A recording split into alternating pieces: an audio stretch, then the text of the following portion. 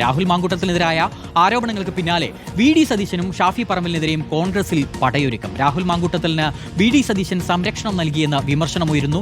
പരാതികൾ വി.ഡി. സതീശൻ അവഗണിച്ചുവെന്നും ആക്ഷേപമുണ്ട്. പരാതികൾ പരിഗണിച്ചിരുന്നുവെങ്കിൽ ഈ അവസ്ഥ ഉണ്ടാകില്ലായിരുന്നുവെന്നും നേതാക്കൾ പറയുന്നു. റോഷിപാൽ ഒരിക്കൽ കൂടി ചേരുകയാണ്. റോഷിപാൽ, ആരൊക്കെയാണ് ഇത്തരത്തിലുള്ള വിമർശനങ്ങളുമായി രംഗത്ത് വരുന്നത്? ഏത് രീതിയിലുള്ള ആക്ഷേപമാണ് ഇപ്പോൾ വി.ഡി. സതീശനും അതുപോലെ തന്നെ ഷാഫി പറമ്പലിനുമൊക്കെ എതിരെ ഉയരുന്നത്?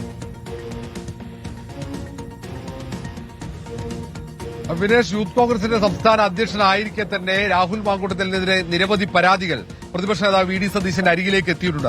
അത് എഴുതിക്കൊടുത്ത പരാതികളായിരുന്നില്ല. നേതാക്കൾ തന്നെ ഈ കാര്യങ്ങൾ പ്രതിപക്ഷ നേതാവിന്റെ ശ്രദ്ധയിൽപ്പെടുത്തുകയായിരുന്നു.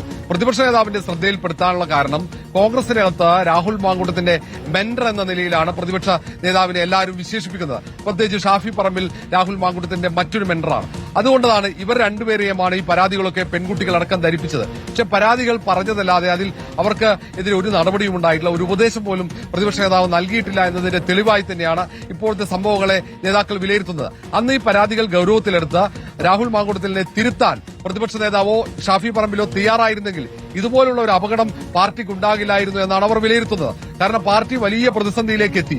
പാർട്ടി നേതാക്കൾക്ക് പോലും പ്രവർത്തകർക്ക് പോലും പുറത്തേക്ക് മാന്യമായി ഇറങ്ങി സംസാരിക്കാൻ പറ്റാത്ത സാഹചര്യത്തിലെത്തി. അങ്ങനെ സ്ത്രീകളായ ഇരകളായവർ നിരവധി പേർ പല ഘട്ടങ്ങളിലായി വെളിപ്പെടുത്തലുമായി രംഗത്ത് വരുന്നു. ഗുരുതരമായ തെളിവുകൾ പുറത്തുവരുന്നു. അങ്ങനെയുള്ള ഘട്ടത്തിൽ പോലും രാഹുലിന് ഒരു തരത്തിൽ സംരക്ഷണം ഒരുക്കാൻ ഈ പ്രതിപക്ഷ നേതാവ് അടക്കം ശ്രമിച്ചു എന്ന ആക്ഷേപമാണ് അകത്തുയരുന്നത്. അതേസമയം തന്നെ പ്രതിപക്ഷ നേതാവിന്റെ ഭാഗം വിശദീകരിക്കുന്നത് ഒരു തരത്തിലും പരാതി തനിക്ക് ലഭിച്ചിട്ടില്ലെന്നാണ്. പരാതി ലഭിക്കാതെ താനെങ്ങനെ നടപടി സ്വീകരിക്കുമെന്ന ചോദ്യമാണ് പ്രതിപക്ഷ നേതാവിന്റെ അനുകൂലിക്കുന്നവർ ഉയർത്തുന്നത്. ഏതായാലും ഈ തർക്കം മുറുകുന്നുണ്ട്, ഇങ്ങനെയുള്ള ആക്ഷേപം മുറുകുന്നുണ്ട്. അവരൊക്കെ പറയുന്നത് ഇനിയെങ്കിലും ഒരു തിരുത്തലിന് ഇവരൊക്കെ തയ്യാറാകണമെന്നതാണ്. ഏതായാലും ചർച്ചകൾ സജീവമാവുകയാണ് കോൺഗ്രസിനകത്ത്.